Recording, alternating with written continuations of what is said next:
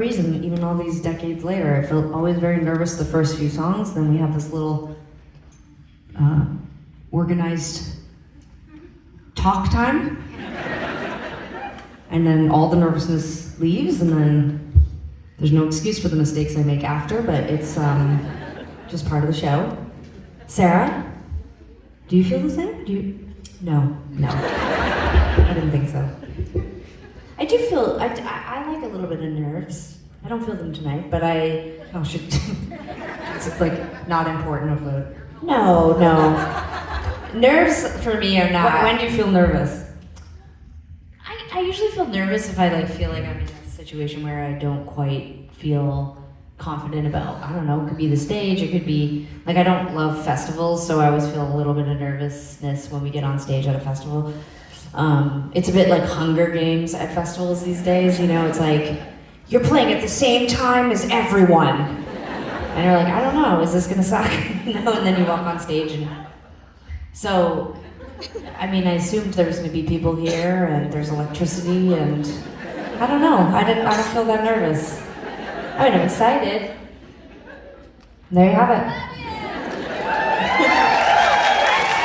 Maybe that alchemy, that mixture works, for me. I'm not nervous before I get on stage, it's just when I get on stage. It's like my nervous system catches up and it's like, I'm sorry, what are we doing?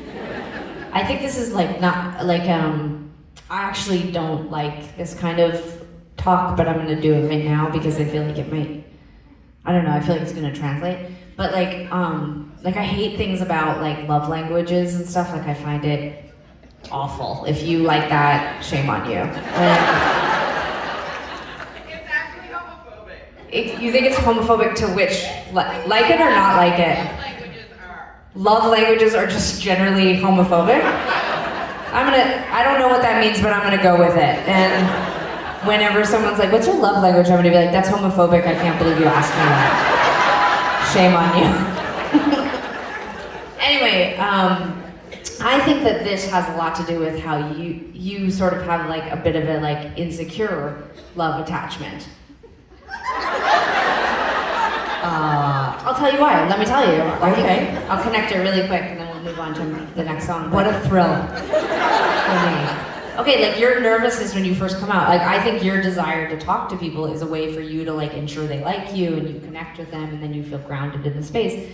And I just walk out here and I'm like, they literally paid to be here. So I feel very secure that you're not here to hate us. I think we're all working together in the same direction. I trust that. That's a sort of secure love language. And your love language is a little bit we just played songs, we gave them what they wanted, but I still should just tell them a little something and sprinkle a little of me in there. And I think that's very you. I want to say two things.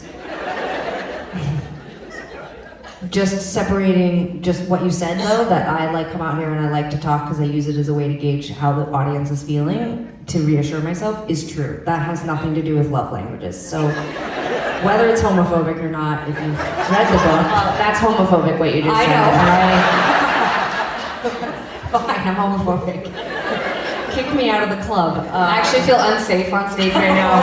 I don't like it. And I want to play the next song. I just want to finish my second point, which is just to say that technically your love language is how you receive love. Oh God, here we go. Not how you give it.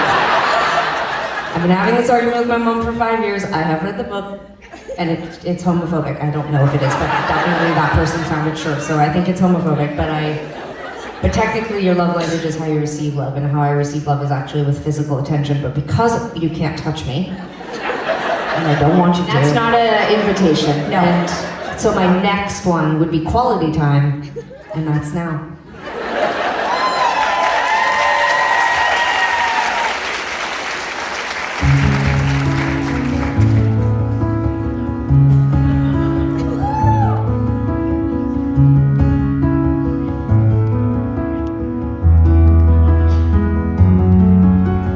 Would you take a straight and narrow critical look at me? Would you tell me tough love stop? judicial weight